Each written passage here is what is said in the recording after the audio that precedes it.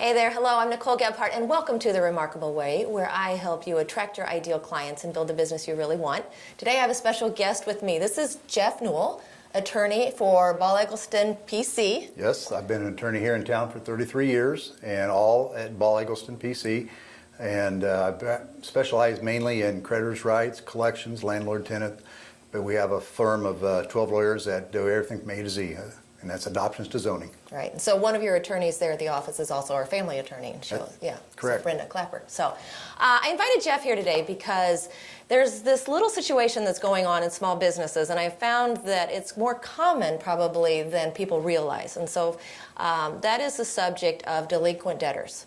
So people clients who aren't paying their bills. And so that's how I personally met Jeff. And so I've invited him today to just talk a little bit about what can a small business owner do to protect themselves from not getting paid. And so all along the process, there's things that you can implement to make sure that you've set up the best environment for your business. That's correct.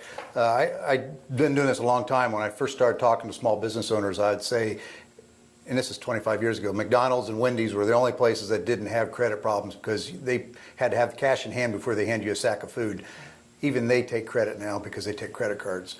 So every business has credit problems, and you just got to figure that's part of your overhead. But how do you minimize it so it's a lesser part instead of a greater part?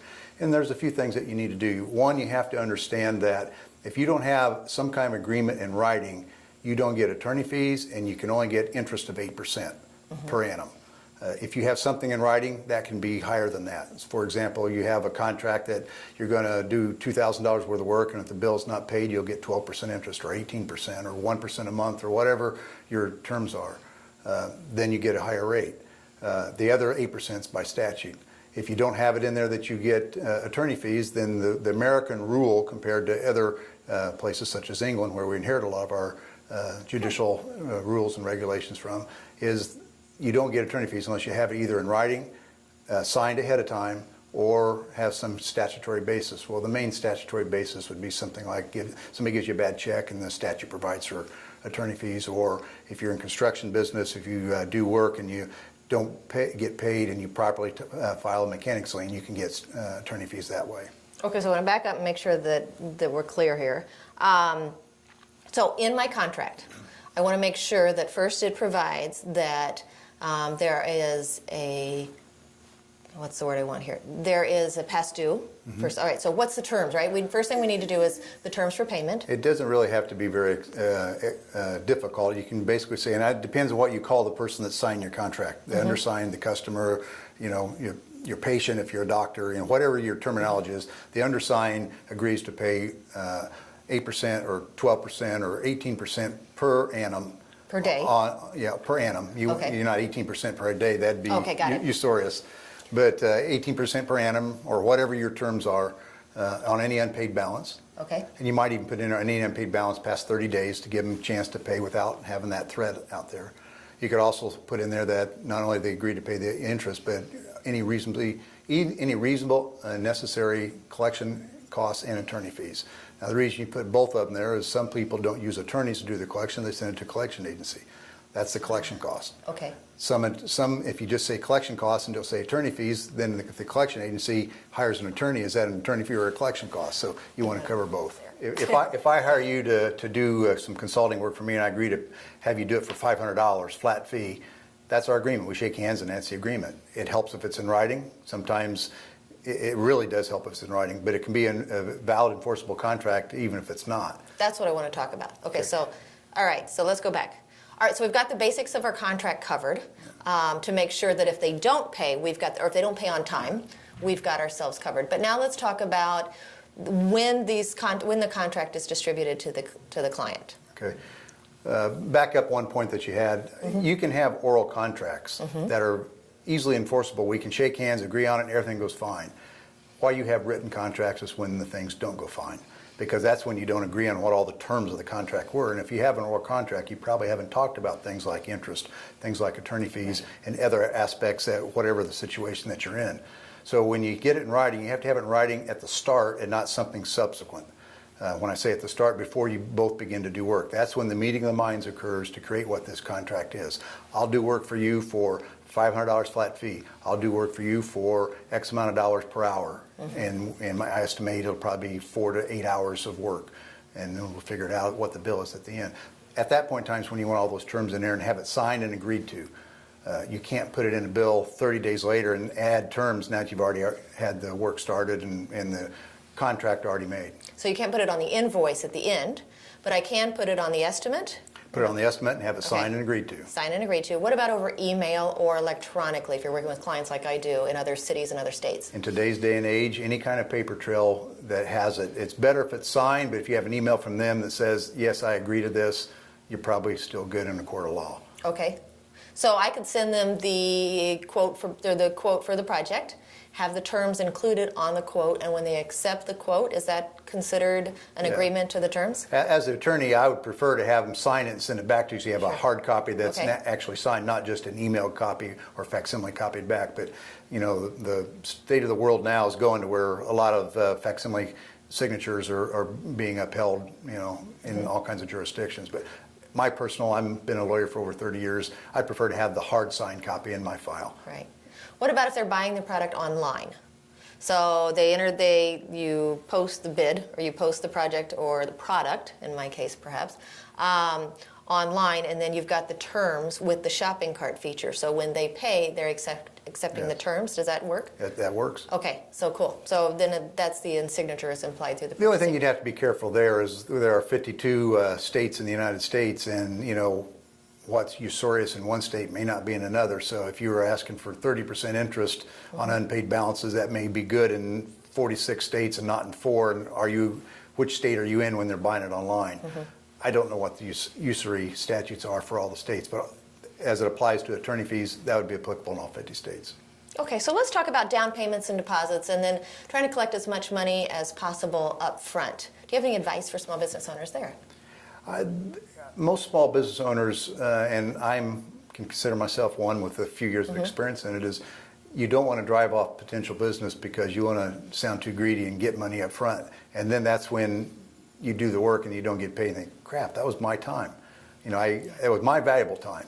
As I've said before, Abraham Lincoln had an old saying that a lawyer's advice and time are his stock and trade, just as much as if you bought a bottle of shampoo off the shelf at the store. You know, that's their product. My product is my time and my advice. What you do with it when you take it out of there, it's not quite as tangible.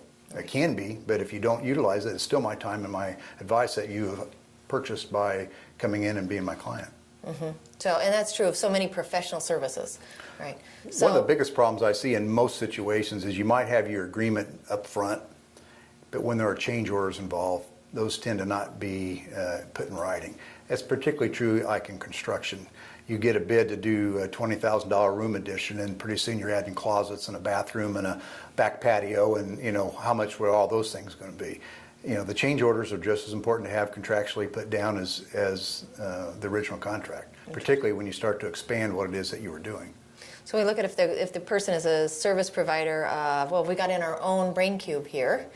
We've got people like Jay, who does our video, and Michael, who does graphic and web design.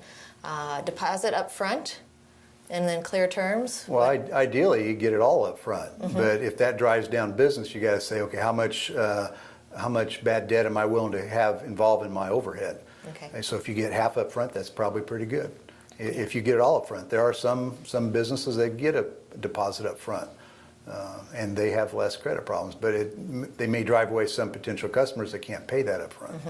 So it's all a business scales that you got to weigh. You know, is it worth having a little bit of bad debt to generate more business because I don't ask for so much up front, or do I want it all up front and never have any bad debt but don't make as much? Right. Very good. It's a balance.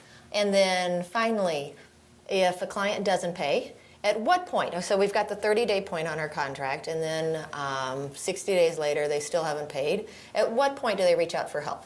I always say you can never go too soon to your attorney if that's who you're going to have collect for you, because there are statistics that say once a debt gets a year old, you got about a 10% chance of collecting it. And there are so many of my clients that bring me bad debt that's well over a year old, and they've just fussed around with it or just sat on their desk and didn't do anything with it, didn't actively try and do it, because everybody has that problem pile on their desk that I'll get to it when I want to or when I have time, and you just never have time for that problem pile. Yeah. And collecting bad debt it makes you angry, it gets you fuming, and you Yeah. don't want to have to admit that somebody stiffed you, and particularly somebody you knew and maybe valued their trust and friendship, because you do feel like there's some kind of violation there. But you really want to stay on top of it. So you ought to send your initial bill out, maybe a follow-up bill, maybe 2 follow-up bills. But by 90 days, you ought to be having somebody else hop on it, because when people move in today's day and age, and they don't always leave paper trails of where they are, and they're harder to find, and they may switch jobs. And the more information you have up front about somebody, the better it is to try and collect it later. Not only have them sign and date a contract, but do you know where they live, where they work?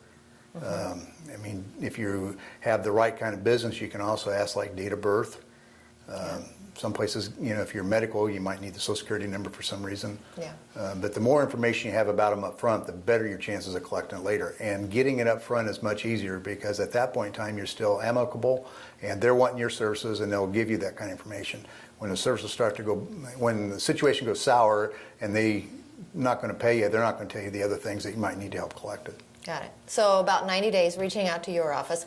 What does a collections attorney do for a person? And what's the process in Indiana then? Well, there is a federal statute that's been out for almost 20 years now called the Fair Debt Collection Practices Act, and we have to send out an initial letter under that procedure that's not threatening like lawyers when I first started practicing could write. But they still send it out, and it still comes on letterhead, and they understand that somebody else is involved in trying to collect it now. And once we do that, I usually in there give them 30 days to pay.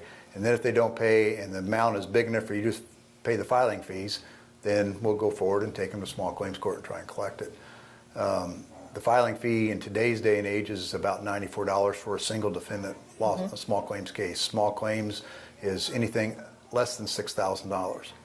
Okay. You can have a case that's more than that, but if you waive the excess over $6,000, you can stay in small claims court. Keeps the costs down, and you tend to move cases along much faster in small claims court than you do than the other courts. All right. So thank you very much. So what I really want to reiterate at the end is the small business owner does have rights. Yes.